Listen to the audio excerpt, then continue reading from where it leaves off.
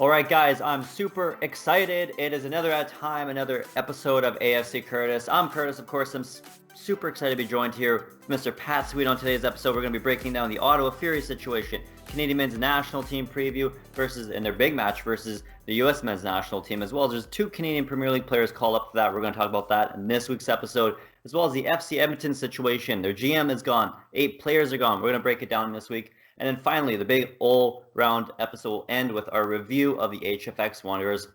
So let's get things started with my special guest this week, Mr. Pat Sweet from the Northern 90 podcast. How's it going, Pat? Curtis, life is grand, man. Thank you so much for having me on. No problem.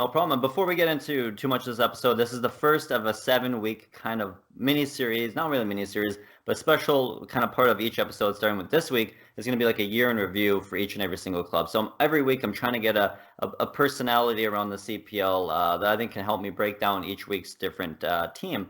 And this week's team, unfortunately, we had to start with the last place team and work our way to the championship team, which will be toward the end of December. But this week's team will be the HFX Wanderers, and what better pick than Mr. Pat Sweet yourself, who's, if I'm to understand this, you're an HFX Wanderers season ticket holder member, correct? Yeah, absolutely. In fact, the whole family is, and if you scan the HFX Wanderers Instagram account, you'll see more than a few pictures of my 4-year-old who's cheering every bit as loudly as I am. So yeah, it's been a wonderful experience. And listen, I want to clear something up here off the top of the show. We don't, framing things is important.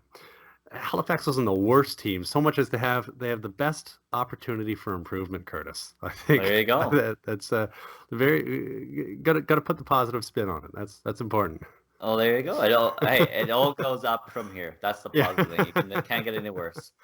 No, we're breaking news here though. We're gonna switch into here briefly is the Ottawa Fury situation. If you don't know and you're listening to this or watching this on YouTube here, is that the Ottawa Fury, they did announce this past Friday that they unfortunately are going to be suspending operations for the 2020 just season in general. Apparently they didn't get any sanctioning of any kind by CONCACAF or the CSA or the USSF to play in the USL for 2020. The letter, of course, from the ownership group there in Ottawa is stating that essentially the whole reason why they're suspending operations is really just politics. And they kind of go out and blame the CONCACAF, go out and blame the Canadian Soccer Association, as well as the U.S. Soccer Federation. They're all for not sanctioning them. And then, of course, the whole backstory is Ottawa Fury was in talks to possibly join the CPL for 2019. They didn't really want to take the jump from a bunch of different reasons, from financial to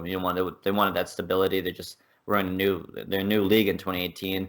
And then a year or two prior, they're in the old NASL. Then they spent a year or two in the USL. They don't really want to jump again to the CPL, right? And possibly have that league full down the line. So I kind of see it from their point of view. But obviously in the past year now, they've been kind of battling with trying to join the CPL.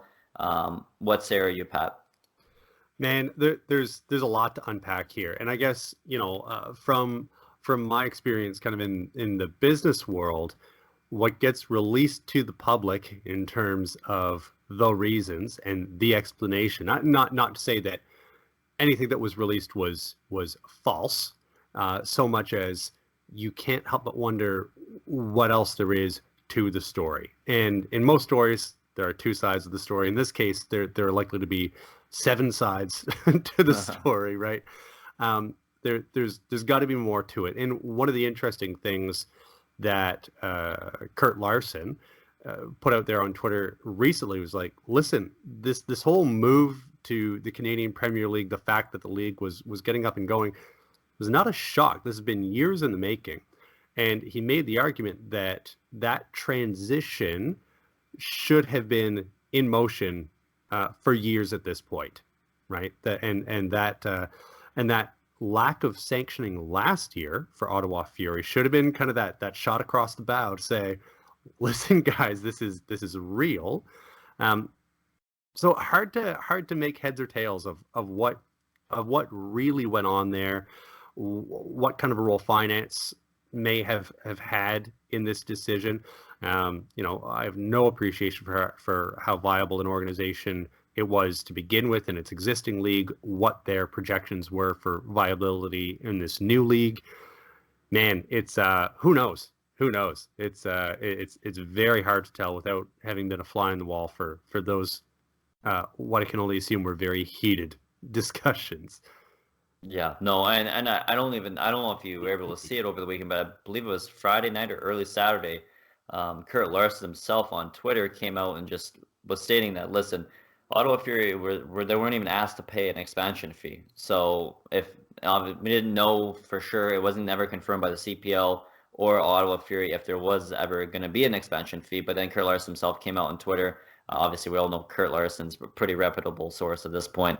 And him coming out and just saying, listen, there was no transfer fee. They could have just for free moved from one league to the other league. And so with that all in mind, it's like almost like, why didn't they make the move? And of course, like I said, though, at the top of the show, is with the stability problem coming from a league like the USL. And before that, even 2 years prior to that, they were just wrapping up things in the NASL before that league went under and then had to find a new home. Luckily, they found a new home. They were there for a year or two. And I don't think that they felt comfortable making that jump over the CPL. For me, though, it's just crazy that that they would go out of the way to almost suspend operations when they could have just came over the CPL for free. You know what I mean? Like it just seems like it was just a real extreme. Just because I mean, think about the people who just lost their job this weekend. Yeah. I mean, that's horrible. I look at all the soccer players, especially the Canadian players that lost their jobs this week. I mean, this is a horrible news. I'm not saying, I want the Fury to fold if they can't join the CPL.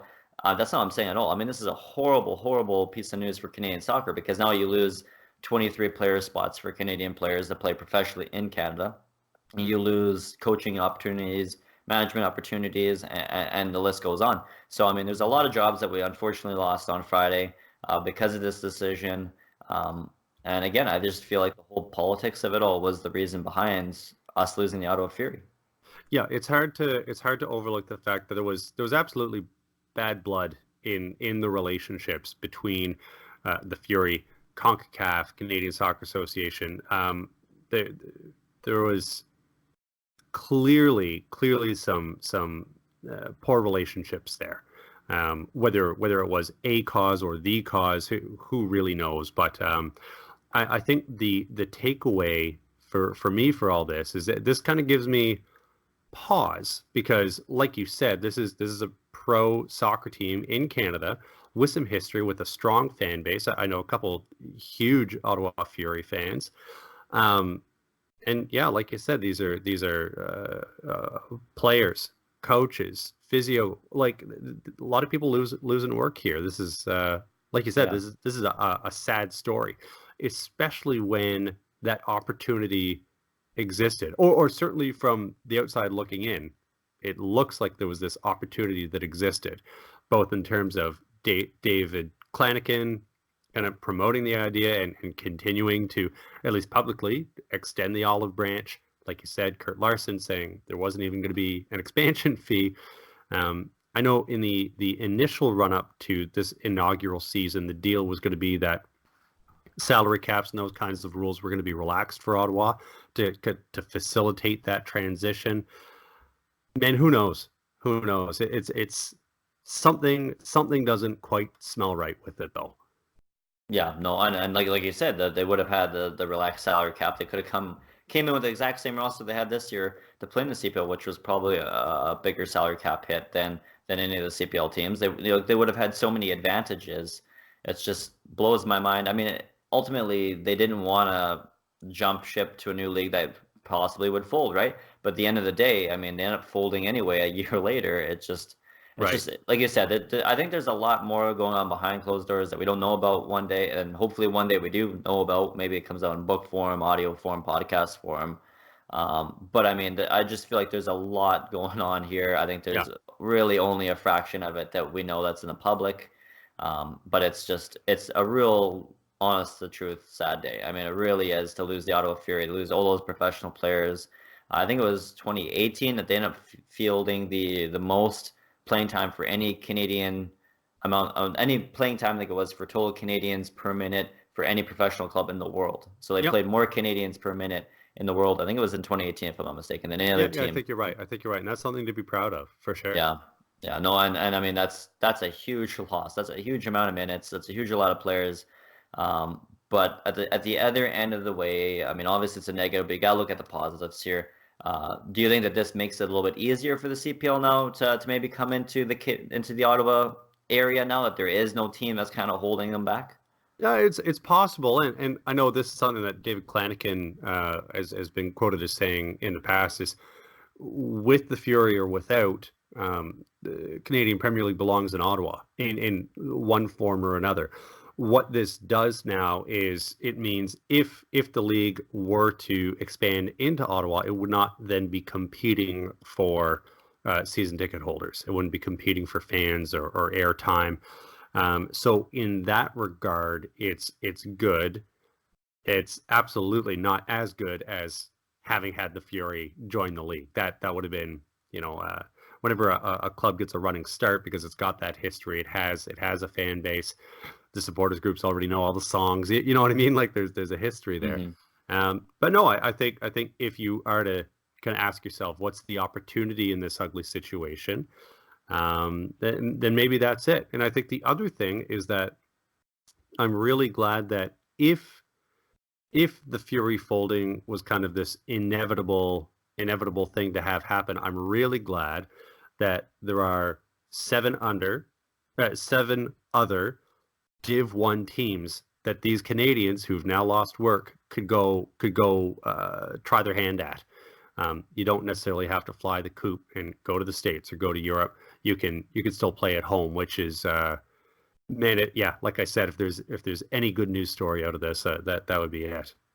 Yeah, no, and that's another thing I was thinking of is that there's going to be openings this coming season. We're going to talk about a little bit later in the show, but there's already a couple openings in Edmonton. There's already a couple openings in Halifax. There's bound to be a multiple more players that unfortunately will get released from these other 5 clubs in the CPL. So I mean, it opens up spots, and there are quality talent, especially quality Canadian talent on the Ottawa Fury that I think could transition over perfectly into the CPL and almost help advance the CPL into a positive direction in terms of raising that talent level and a bunch of that stuff. But I think overall, I almost feel like as bad as the Ottawa situation is, it sucks that we lost the team. It almost kind of lifts that kind of weight on the CPL, just CPL specifically here, because now they just are almost free to just move in.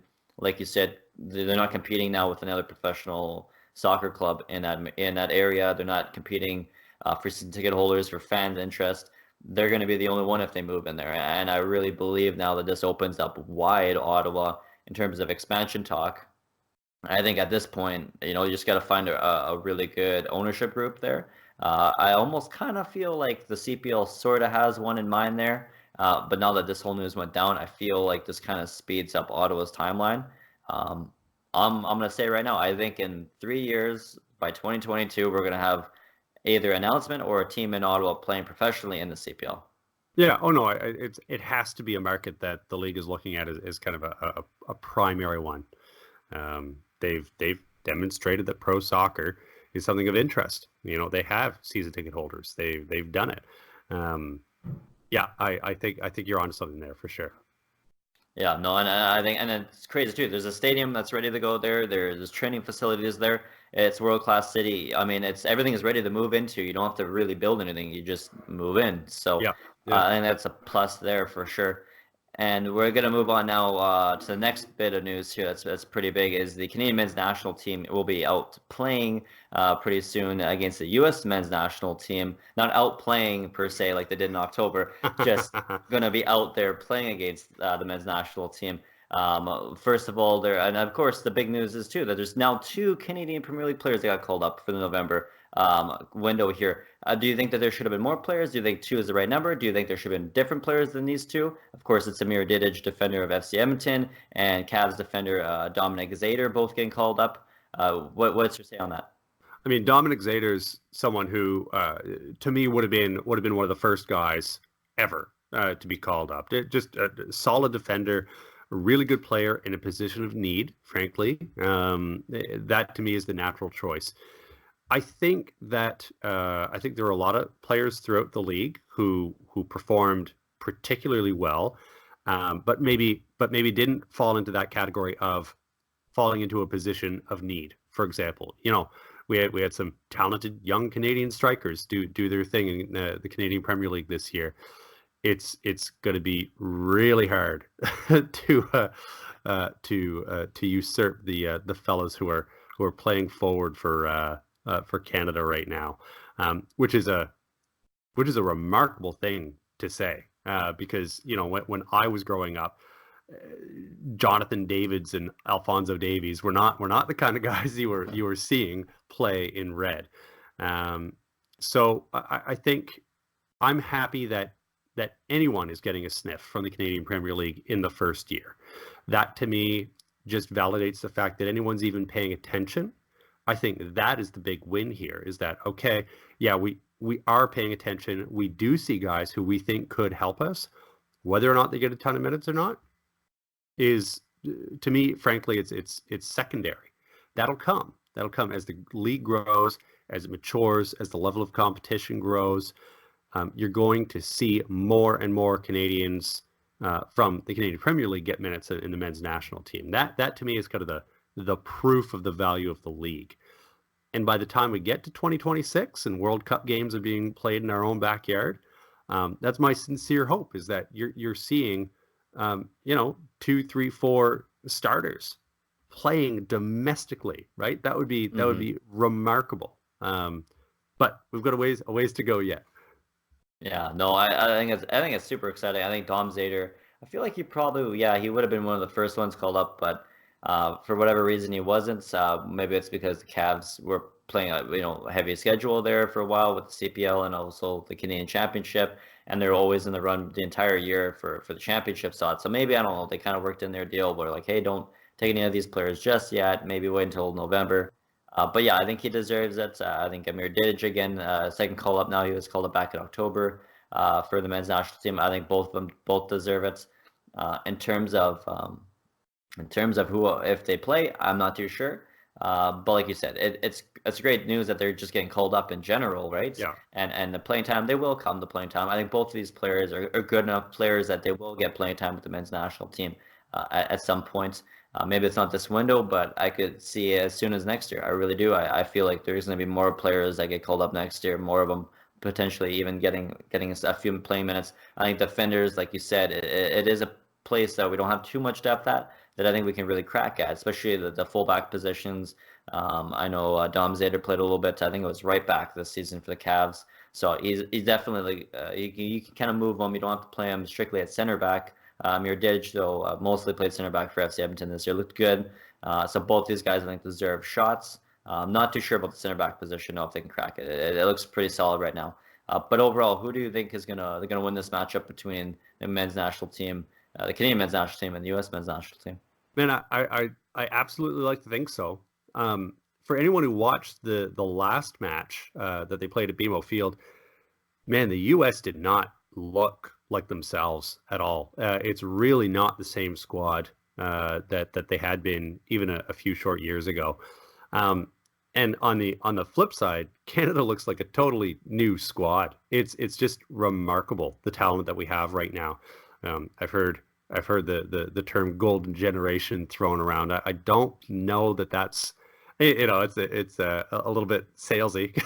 Yeah. but it's not. It's also not wrong. We've got some phenomenally talented players right now.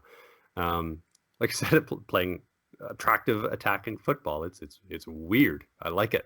And Greg Berhalter in the States, man, he's got his hands full. He doesn't have the same quality, I don't think, that in terms of his roster depth that the U.S. has historically had. And they don't seem to have figured themselves out yet. It was far too easy for Canada to dominate play. Now, this next leg is going to be played in the States. That on its own is going to make a big difference. Man, there's very little that would surprise me in terms of a result. The U.S., if they they're on their day, could hand Canada a loss. I could see Canada going in and punishing them again. It's going to be a game to watch for sure. I'm hopeful for at least a draw, which would put Canada which would put Canada through as the top seed. Yeah, which would be excellent. Yeah, no, yeah, the draw would be great. I'm hoping for the victory though. If we're gonna do this thing, let's do it in style. Let's win this thing in style. I don't think that I don't think it's gonna be a clean sheet. Unfortunately, I know that I don't think they've let in a single goal this entire fall campaign so far, which is really cool. Yeah. But I mean, I think it's gonna be tough. My prediction, I think it's either 1-1 or 2-1. I don't know 2-1 for who though, just because I feel like the U.S. You almost imagine the U.S. would bounce back, but it just seems like you're right. They don't look like themselves. The last 2-3 years, it just seemed to be declining significantly. I think losing out on the World Cup and spot in 2018 severely declined them. Even took the win out of the sails. And yeah, you're right. I honestly, looking back now, it's like I don't even know what's going on. It's like they've had the MLS now for 20 plus years. There should be no excuse, at least in developing younger American talent.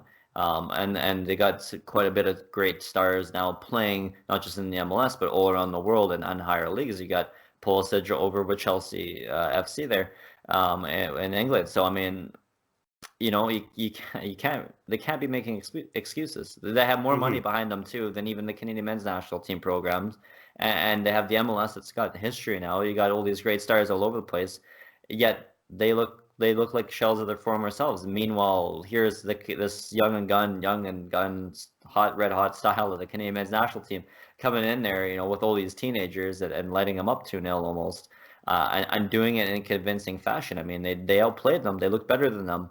And I feel almost as if they can beat them in the U.S. I mean, obviously again, that's the next big test here, is if they could beat them in U.S. in their own hometowns. But I think they can. Why not? I mean, this men's national team, ever since they lost in the CONCACAF, has suddenly surprised me with how just deadlock they are at just winning it all. Not just winning, but dominating. Yeah, they seem to have figured themselves out. They have an identity. They know how they want to play, and they look like they're having fun doing it too. Like they're really coming into their own.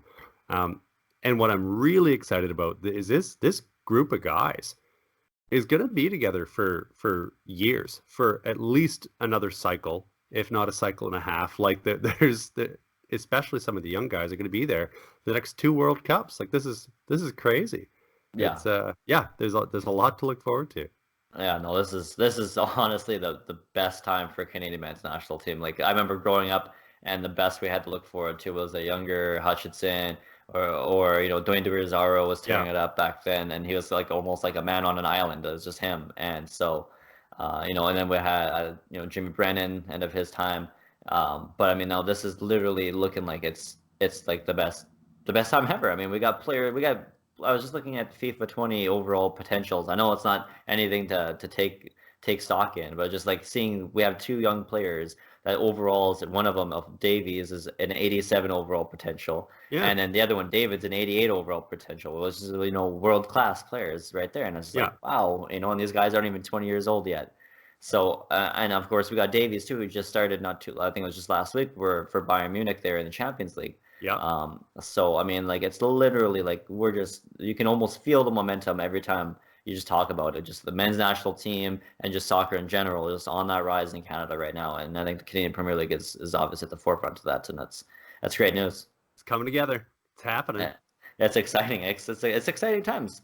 But something that's not too exciting, unfortunately, is people in Edmonton right now with the FC Edmonton. They didn't have the best season last season in 2019. And when your team doesn't win a championship, there's obviously going to be changes, especially in a professional environment, in a sport like this, in a league like this, where results speak volumes. Just the other day, though, FC Edmonton announced that they've not only released 8 players now from contract and will not be returning in 2020, but not only that, but their GM Jay Balder is also not returning in 2020. Do you believe let's just talk about Jay Ball here for a sec. Do you think that he isn't returning to do something outside of football, or do you think he's maybe connected to an expansion team in the CPL? Hard to know. Anything is possible, and I know that for the most part, everyone who joined this project was kind of taking a flyer, right? You don't know what to expect when you're joining an entity that had not existed up until now. And this happens in the startup world all the time, right? You get into it thinking it's going to be one thing. You have no idea. You can't ask anyone what it's like. And who knows? It could be a matter of, the job wasn't exactly what was expected. Maybe, he proved that he was able to do a certain something and found an opportunity elsewhere. Time will tell, and something is telling me that we'll see that sooner than later. But there's any number of reasons why something like some kind of move like that could happen. Yeah, and then J-Ball has been with FC Edmonton now for quite a while. Like this going back to the NASL days. So that's why it just shocked me after only 1 year he's gone. I almost feel like he's just somehow linked to a CPL team or another CPL team, possibly an expansion team. Especially with an expansion team, you want to get, especially now that there is a little bit of experience out there, you want to get somebody with experience that's available for your expansion team in the CPL, right? Just so you can have that hopefully hit the ground running type of mentality. That this GM here knows how to build a team in the CPL. He's done it before. Hopefully you can bring that over and transition into some expansion team there. But going now to the players, obviously I don't know if you've seen some of the players here. I'm just going to list them off here. Is Tony Chaney was released a summer transfer when they brought him in, which was actually a bit of a surprise. The guy has MLS experience, was a pretty big deal transfer in this past summer for FC Edmonton. Kind of shocked that he didn't return. James Marcelin didn't return. Another really big one that they brought in last winter that Polis was really high on. Omir Diok there was one of their top leading scorers behind Isan Ngaro there. And again, a bit of a surprise that Ajij Sakaria, Bruno Zabi, Randy Edwini Bonsu, Dylan Powley, and Philip Linkart Joseph all not returning for 2020. Some surprising names there, is there not? Yes and no. See, one of the things that came out when I held this Ask Me Anything with Kurt Larson, one of the questions that got asked is, who's going to be the first team to sell a player? And he said, well, that's going to be kind of hard because everyone's on 1-year contracts. So at the end of the year, it's a clean slate. So throughout the league, except for the occasional kind of high-profile player, everyone's on 1-year contracts, which means if someone is returning to a club, it means the club wants them and they want the club. So it has to be this match made in heaven. So FC Edmonton is losing these players. We don't know really whether the club said, yep, okay, that's fine. Thank you very much for your service. You're free to go now. Don't call us, we'll call you. Or it was the same message from the player, right? You look at guys who performed well. Maybe they feel like they've got a shot elsewhere. Maybe their agents were out kind of pounding the pavement in leagues throughout the world. Or earlier in the season, I can't think of the guy's name. We went to Israel from FC Edmonton. Oh, Emery Walshman, that's right. No, he went from Forge. Emery Walshman went from Forge. I'm not sure. Did he go to Israel? Yeah. He went to Israel. Yeah, okay. I can't remember from Forge. Yeah. And these guys have agents looking for opportunities throughout the world. Especially if you're a quality player, you're not going to be making a whole heck of a lot of money in Canada quite yet, right? Mm-hmm. So there's all sorts that could be going on, and that motivation to move on to something new could be coming from either side. For a guy like Tony Chaney, I can only imagine with his experience that he commanded a relatively high salary. And if the club weren't absolutely certain that they needed that player at that salary, they would probably be pretty motivated to try someone who's maybe a bit younger with some upside. I kind of expected a certain level of movement in terms of rosters throughout the league, given that everyone's on, or the vast majority of people are on those 1-year contracts. It's what I think is more interesting is those guys who have been re-signed. That's how the club's real happy, the player's real happy, that's a good situation. That's what I get excited about. Yeah, and you only hope too that if they're re-signed in multiple years, so you can make a profit on them in the transfer market. And when that did come out a little bit earlier, when I did say there that there was only 1 year contracts, I was a little bit disappointed, just because it's like, man, how you supposed to sell Tristan Borges now? He's gonna leave for free, essentially, right, to another club. You're not gonna get any transfer value out of that. I understand why it's a 1 year deal because again, you don't know the talent level. You don't want to be locked in with players that obviously aren't meant to be in this level of play. But at the same time, it's like how can you sign some players, especially players that you kind of know have good quality, like a Becker, let's say, for example. Borges, there was some hype around him when he came into the CPL because of what he did down in or over in the Netherlands there. So I mean, it's like, how can you not sign these guys to multi-year, at least 2 or 3 year deals? So at least you play them a year and then you sell them, and you turn a decent profit. You kind of balance the books that way. So I was a little bit disappointed to hear that it was a 1 year deals that they're all signed to. And then looking at even at the list here of the players that were released from FC Edmonton, I was a little bit shocked because I mean some of them were starters. Marcelin was a decently big deal for a long time of the season. Winnie Bonsu, I felt like had a lot of problems behind closed doors that it didn't work out. Dylan Powley, I felt I think I'm kind of not surprised on him leaving because I feel like he can be a starter in this league, and he's shown glimpses of it at the end of the year. So I think he's maybe hoping to play the waters a little bit this winter and see where he can go, where he would get those starting minutes. And then Amir Diak there. Again, he had flashes of brilliance this year, but there's other times he would go missing. And then as the fall season went on, I don't know if injuries or what, but he kind of fell off that radar a little bit for me in the last half of the season, which was unfortunate. But he was one of the guys I thought that if he had at least another year left, we could have, FC Edmonton could have possibly sold him this winter and would have maybe possibly just gotten, even 100K, would have been a good transfer fee to get for him. But unfortunately, they did lose out on those guys. I'm interested to see though who FC Edmonton bring in. I just felt like this year, it was just a mixed results of what you were going to get from FC Edmonton. It was just kind of like a mystery. Every game you didn't know which FC Edmonton you're going to see, right? Yeah. But I mean, what that means though is that sometimes what you saw was really good, right? And with any luck, Jeff Paulus has kind of in his head why that was, and is now working to shape and form that team around those lessons learned.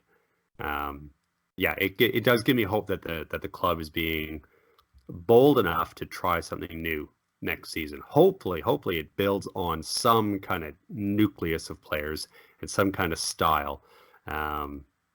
We'll see when announcements start getting made on that front. Yeah, no, it's hopefully it will be soon. It probably won't be till January, but hopefully it will be soon. I'm excited. But now it's time, Pat, for the main event of the podcast video here, and that's the HFX Wanderers 2019 season in review. So we're going to talk about, and I kind of want to mainly hear from you too, because you're a season ticket holder. You were there, you watched it, you're in the city, you get the vibe, you know what it is. Probably a little bit better than most of us watching or listening to the podcast or show here. So, what's your general thoughts overall of the 2019 HFX Wanderers team? So I would say the club as a whole did wonderfully well overall this season, and what I mean by that is their level of fan engagement has been fantastic. Everything off the pitch has been fantastic. I can only imagine are stable financially. They were selling out most games. The beer gardens were always full. Didn't matter. It was rain or shine. It's often raining here, so people kind of roll with it. There are flags flying from local businesses. The Wanderers. I went and got an ice cream here the other day, and there was a Wanderers flag in the store. I said, "Oh, that's really cool. Are you affiliated with the club?" And they said, "No, like we just love the club." There are laundromats with Wanderers flags, right? So the way the club has integrated itself into Halifax, the way the fans have adopted the club as their own has been fantastic. Really, really, really top notch. Obviously, that level of success off the pitch was not mirrored with what was happening on the pitch. And again, I'll draw a comparison to FC Edmonton, especially at home. You were able to see what Stephen Hart was trying to do, and when the players clicked, it was a thing of beauty. Now, it didn't always work out, obviously. I think Halifax came last. Had it not been for a half dozen or more 1-goal losses, and then a bunch of draws on top of that, the tables could have looked very different for Halifax. But at the end of the day, that's not how things worked out. So now you're starting to see player movements, and they've been interesting so far. I'll say that much.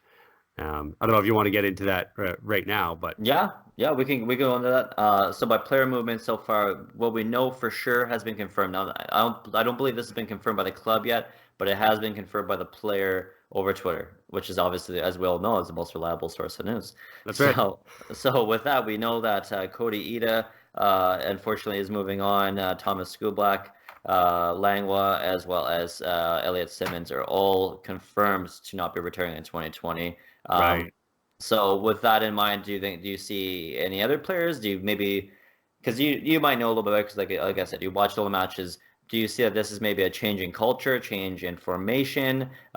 Some say, and I'm kind of of this opinion, that Simmons sometimes looked like he fit in the system, sometimes he didn't. And to me, he is a top quality player, one of the best players on the Wanderers overall. So that's why I was a little shocked by seeing some of these. The four of them here are all major pieces to the Wanderers in 2019. So I was a little shocked myself that you would give up these guys. I thought they'd be part of the core.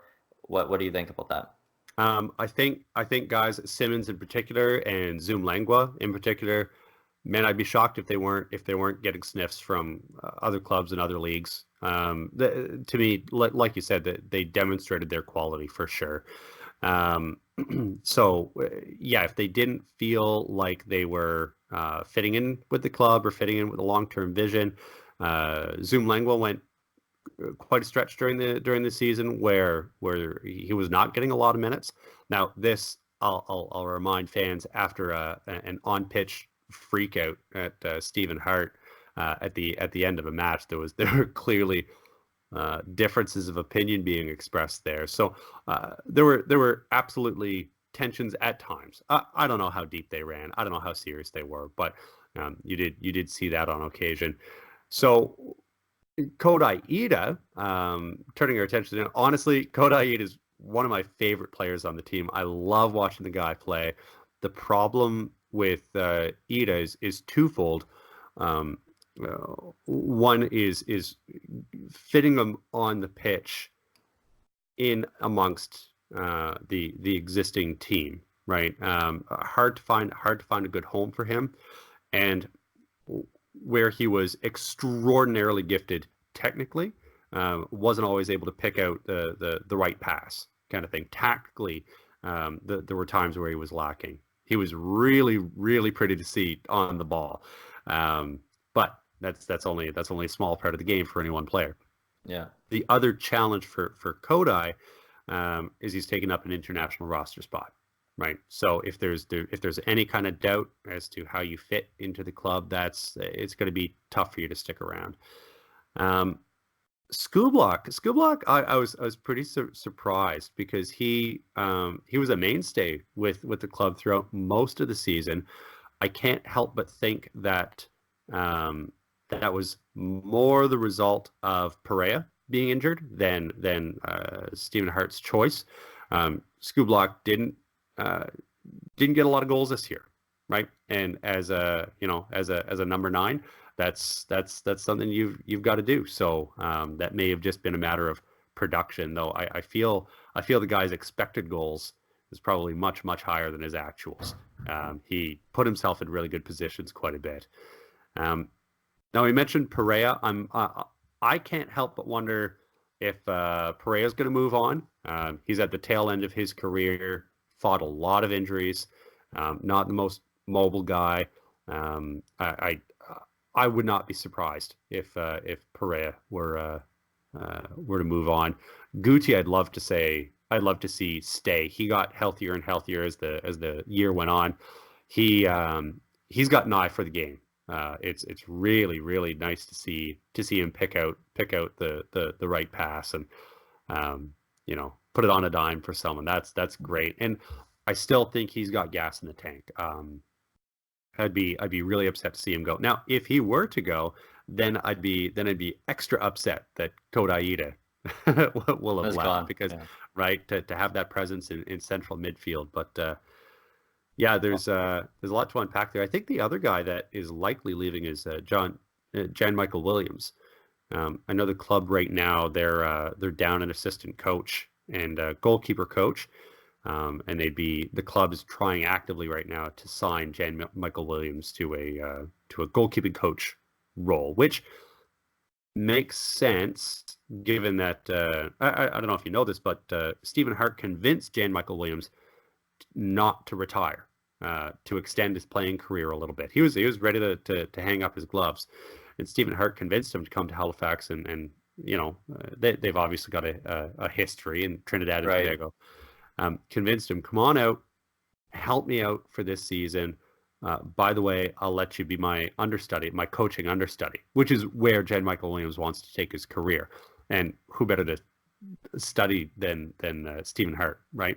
So that seems to be kind of that natural progression coming to fruition, which is just fine because Christian Oxner, one of our hometown heroes, is one of the two guys who has been signed. Which is great because he's solid between the sticks, like really good shot stopper, and the fans love him. The fans really like the hometown guys. Really got behind him this season. Yeah, no, and Oxner for me was, I don't want to say he was the biggest surprise kind of player for me or standout player for me, but he was phenomenal. I mean, he definitely at the end of the year won that starting job over from Jan Michael Williams. I think the ultimate end goal was for Williams to only come in for a year or two and then kind of retire and become an assistant for the Wanderers or maybe somebody else.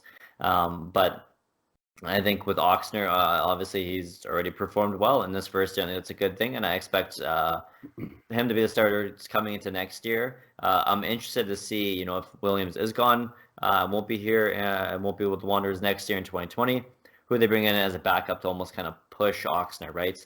I feel like Oxner is definitely one of these top 10 goalkeepers in the league. Maybe you can even make a case that he's probably even possibly in the top 5. But I think he's still got some development. But I think the outlook is that he's got good potential. I think he can be one of the top goalkeepers in the CPL. And I think on the Wanderers this year, he was an important piece, and he almost had to because they did. Like you mentioned, you had Pereira out, so Skublak had to pick up a lot of the slack. Wasn't able to score a whole lot of goals outside the Canadian Championship. Yeah. And other than that, I just felt like offense was like their biggest Achilles heel. They just couldn't score more than one goal, especially in the fall season. I mean, like you said, there's a whole stretch of like September. They had 5 matches in September. They got to draw every single one of them. And I think October they got to draw a loss and then a win to end off the year, if I'm not mistaken. So, and I mean, a lot of that is just, I'm sure as a Wanderers supporter yourself, there must have been frustrating to see just not being able to score goals. But obviously, hopefully that improves next year. The two players that you mentioned about the two players being re-signed, one of them being Oxner, the other one, of course, is Akeem Garcia coming back for 2020. Has he been, to you, the best player this year? Hard to say the best player. He's absolutely performed. Right, he's been among the best for sure, among the most important players for the club for sure, and the guy's not even a natural striker. That's not what he was brought in to play. If memory serves, he's naturally a winger, but again has stepped up and done a job, been very flexible and good at it. So he's a guy who has proven his value to the club. Again, obviously has a history with Stephen Hart, so this is a great fit. I think he's been a very, very important piece for the club, and someone who got a fair chunk of the votes from Privateers 1882 members for Player of the Year for sure. Who was the best player in your mind? In my mind, that's a really good question. Oh, while he was here, Peter Shala was before I went back to Cape Breton University. I thought was very, very important. He was organizing the guys out back. Very, very dependable play. Ended up wearing the armband quite a bit in the weeks leading up to his departure, which I think for a young guy playing his first pro contract, not even graduated from university yet, speaks volumes to what he provided both on and off the pitch. He got my vote, even though he didn't get to play the whole season. I thought it was just outstanding.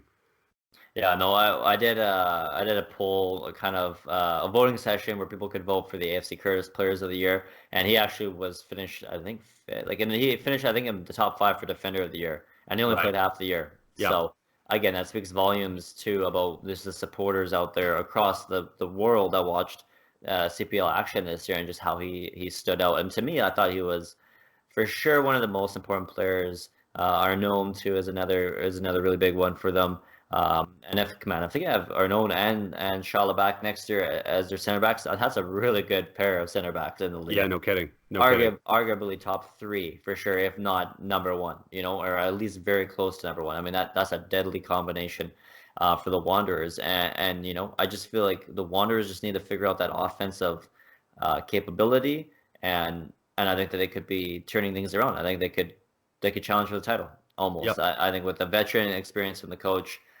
Really solid goalkeeper. As a good goalkeeper in Oxner. You got good defenders. I think losing Langlois is kind of a bit of a hit though for me, just because of how great he was on the wing. They're transitioning up, and then of course, that's kind of up in the air with Pereira.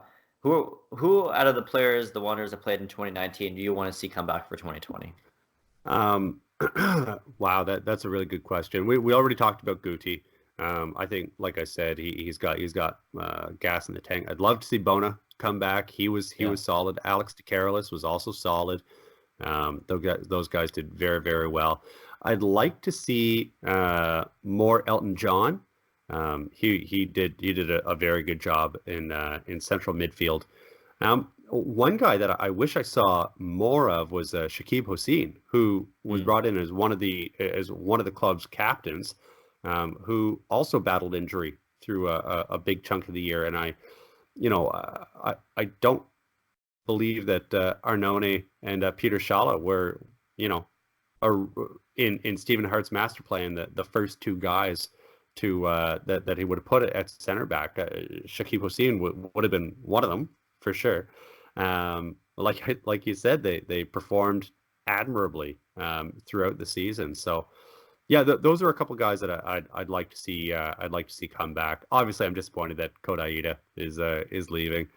But the other guy that I'd like to see a little bit more of is Vincent Lammy, who was another. He and Chris Insa. Chris Insa. Again, another guy on his first pro contract. With the opportunities that he got, he proved that he could play, and the guy is fast, like track athlete before he started playing soccer. Really like to see him come back as well. Yeah, no, I think he was. I can't remember exactly, but I did an U21 Team of the Year about a month ago, and I believe actually cracked the lineup in the back four. He was one of the top defensive U21 players this year. Like you said, he's fast, he's dynamic, and I think there's a lot of good upside on that player too for the Wanderers, which is a plus. And you touched on Ida too. I just feel like that was a huge loss. It's because he is that good, creative, crafty, attacking mid player. And for them to lose that, it's like, man, like, you guys had problems scoring goals, and now you lose him. And if you lose Guti, it's like, what's the plan? Like, are you going to bring in a new formation that doesn't require maybe that crafty skill attacking mid, even though I think every team kind of needs it?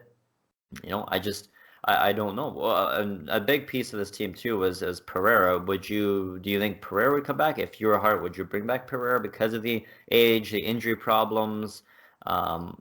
Is he someone that you would have on your radar, or do you think you could possibly go out there and get someone maybe a bit better? So if I were Stephen Hart, I'd be looking at the guys who are at the top of the Golden Boot race this year, and they were 21 and under, right?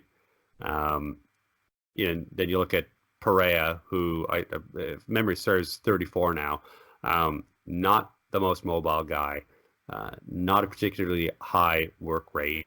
When he was on the ball, you could tell the level of quality that he had. He was really good at opening up space, really good at hold up play. It was really cool to see a guy with that level of experience manage the game, but you only saw it a time or two a game. To be frank, if I were Stephen Hart, I'd be weighing my options for sure. And frankly, if I were Perea, I'd also be wondering, how much longer my playing career was going to be, just given the injuries that he battled, given the number of minutes that he was getting. He's a long way from home, and to be that far from home, spending most of the season riding the pine, if you're even named to the 18 because of injury, I'd be asking myself some tough questions. I would also suspect that club ownership would be looking at the salary that a guy like Perea would command and be balancing that against production, and would be asking some pretty tough questions. My expectation is that we won't be seeing Perea next year, and that we'll be seeing maybe younger, more nimble attacking players come our way. Right. Is there a player, just to kind of wrap things up for the Wanderers here, for looking ahead now to 2020, is there a player right now in the CPL, or maybe a Canadian player outside, abroad, minus Tristan Borges? Everybody would want Tristan Borges. Yeah, but is there a player out there that you look at that you're like, man, I really hope the Wanderers target for 2020? Yeah, that's a good question. Within the league, Easton Ongaro is who I think Stephen Hart really wanted. If you look at Perea and what he was trying to get out of Perea, is this tall target guy. If you're looking for Canadian talent, then Easton Ongaro would absolutely fit the mold. And again, lots of upside with a guy like him. So again, it's kind of an obvious answer. He proved his worth for FC Edmonton this year. He was the guy, right? After kind of being discarded by Cavalry. What a remarkable story that is, by the way. Like that's really cool for him to get that opportunity. So that's the question is will Stephen Hart kind of model next year's playing style after what he was trying to achieve this year? And if you're looking for a tall target guy, then that's the name that comes to mind for sure. Yeah, no, I agree. I think the Wanderers, I think that's a perfect pick. I didn't even think about it until you mentioned him, but I think that is a player that would have been perfect for Stephen Hart's system, or at least the system I think he's possibly trying to play.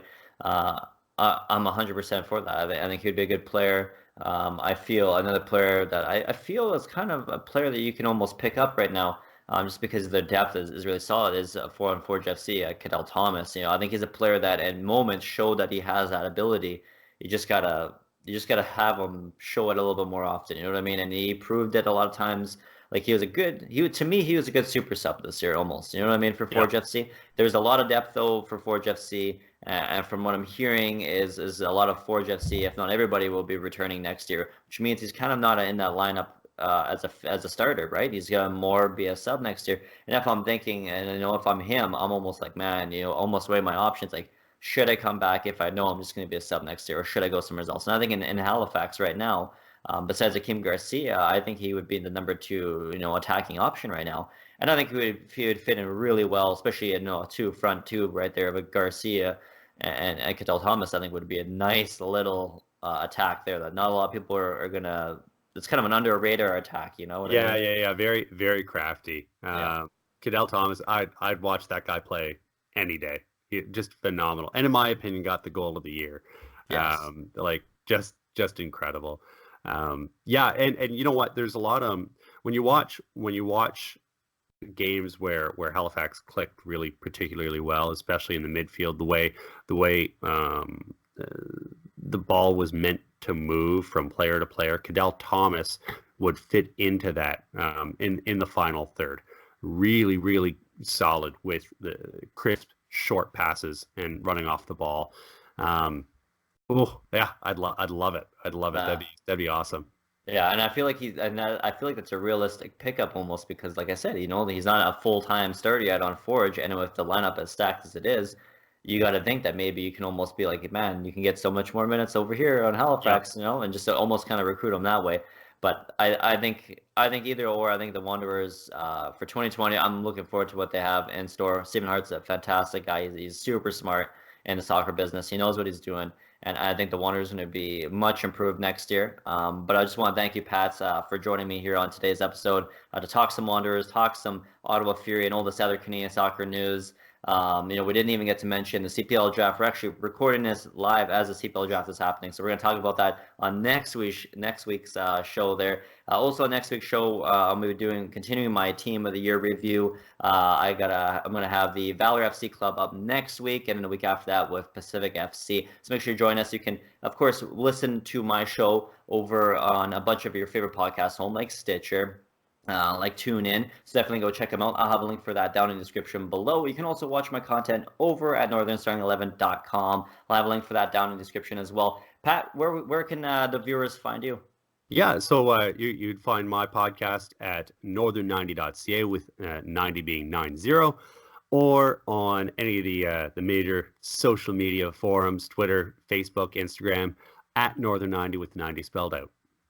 And I'll have those as well down in the description below. And I got to tell you guys, if you haven't checked him out yet, definitely check out his show. He is one of the best out there, 100%. He's one of the guys I regularly listen to. And as busy as I am, I find hard times to kind of put aside some time to listen to everybody's show, but he's definitely at the top of that list. So definitely check him out. I'll have a link down in the description below. And thank you guys so much for watching. See you next week.